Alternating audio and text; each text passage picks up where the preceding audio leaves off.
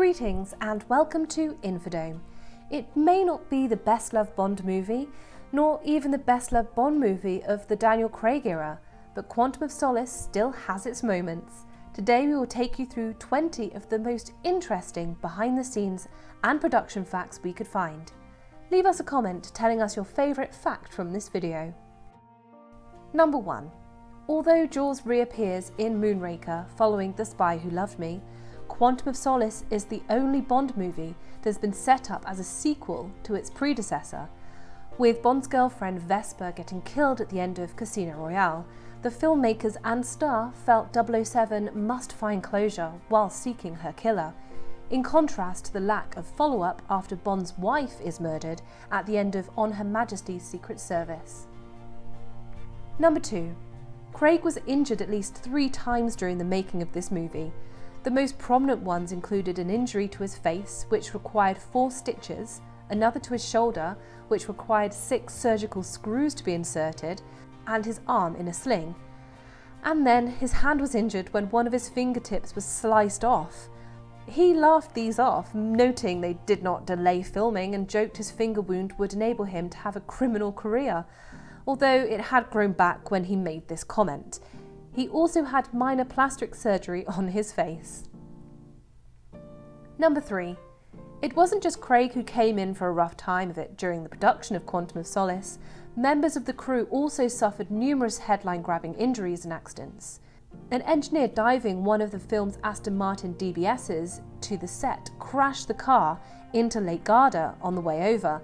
One stuntman fell from scaffolding during the art gallery sequence, while another was put in intensive care after crashing his car filming for the opening scene.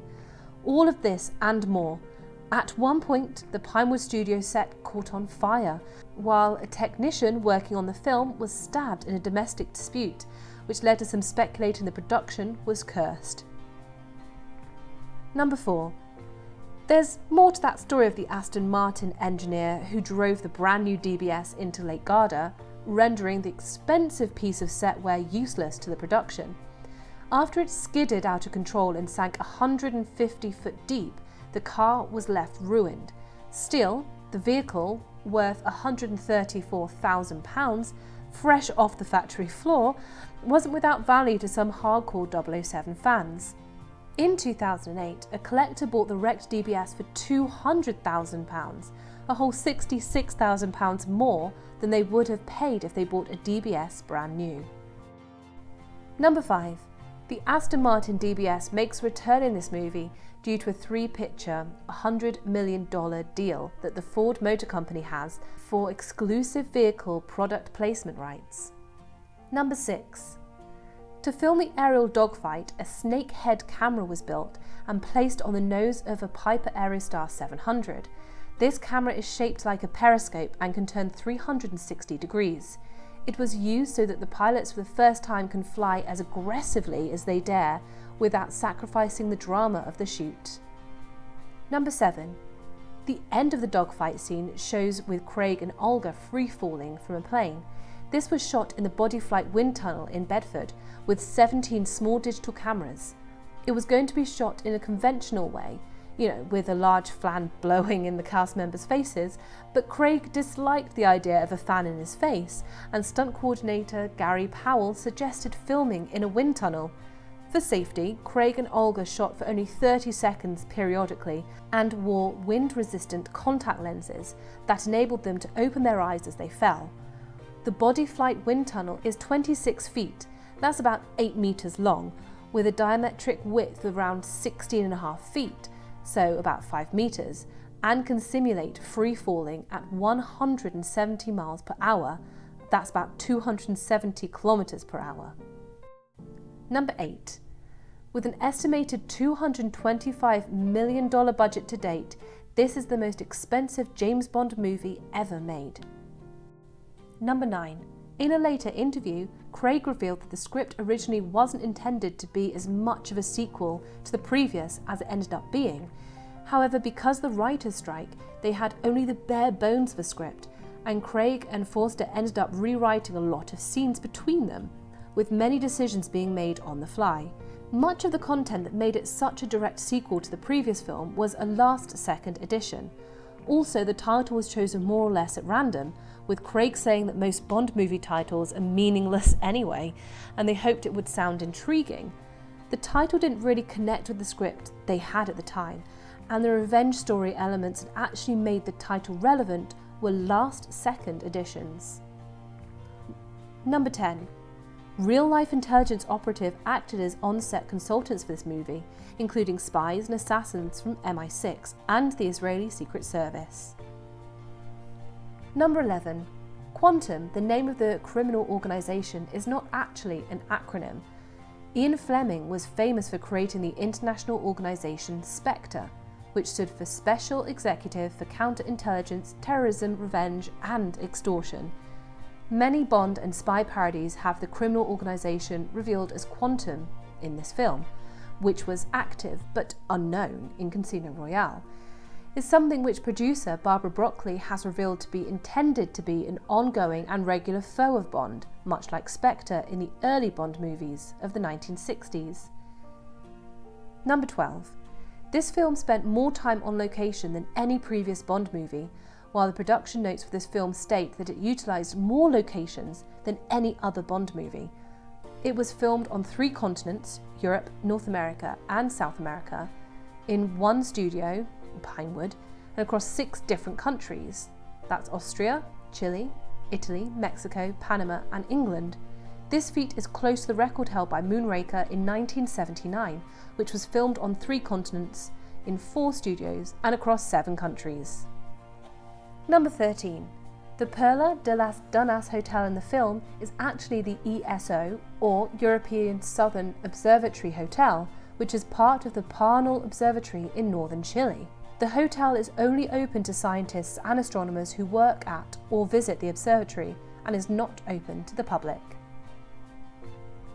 Number 14. The desert in Quantum of Solace is supposed to be the Atacama Desert in Bolivia. It covers more than 40,000 square miles, or 100,000 square kilometres, and straddles 4 countries. The largest portion is in North Chile, and the next largest is in southwest Bolivia. A small portion is in the northwest corner of Argentina, and the northern tip of the desert is in the southern tip of Peru. It is the driest place on Earth.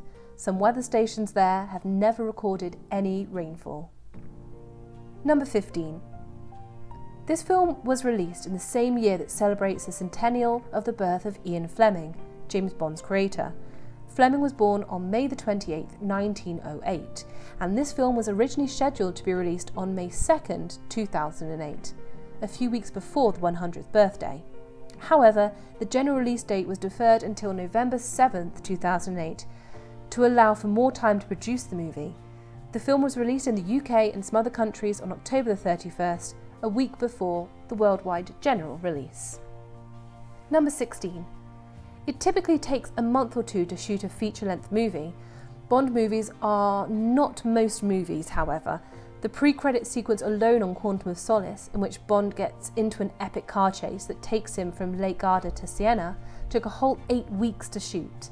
The sequence also required 40 stunt people, with 6 of those just for Craig, and 15 stunt cars, including 7 £160,000 Aston Martin DBSs and 8 Alfa Romeo 159s. All that for a scene that takes place before the credits even roll. Number 17. Una Chaplin, Charlie Chaplin's granddaughter, makes a cameo as the hotel receptionist. Number 18. Agent Strawberry Fields, who was played by Gemma Arterton, is found dead covered in oil, a callback to a similar discovery in Goldfinger in 1964. In that movie, the victim was covered in gold. Both bodies are also found in similar locations and positions. The media went on to label this scene Oil Finger because, quite frankly, they lack originality and resorted to using a pun. To top this off, being doused in faux oil, Arterton filmed the scene on her first day. Number 20. Quantum of Solace is unique for 007 in several ways, but in particular the film's rough and ready style leaves it looking like no other Bond movie. That's director Mark Foster's doing. With the Quantum shoot compromised by its lack of screenplay and the ongoing writer's strike, Foster almost quit the film. Instead of giving in, however, he went in with a bold plan B. He said, "Ultimately, I felt like, okay, worst case scenario, the strike goes on. I'll just make it sort of like a 70s revenge movie. Lots of cuts to hide that there's a lot of action and a little less story." Unfortunately for Forster, but fortunately for fans of 70s revenge movies, the strike continued throughout the film shoot. We hope you enjoyed this video. Please subscribe to our channel before you go and ring the bell to be notified about all future videos. Until next time.